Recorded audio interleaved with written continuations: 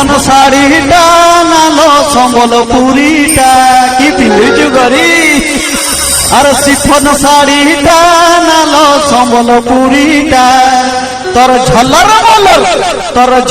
मलर कानीटा कुकुर भुमाटा तोर झलर मलर कानीटा कुकुर भुमाटा तोर झलर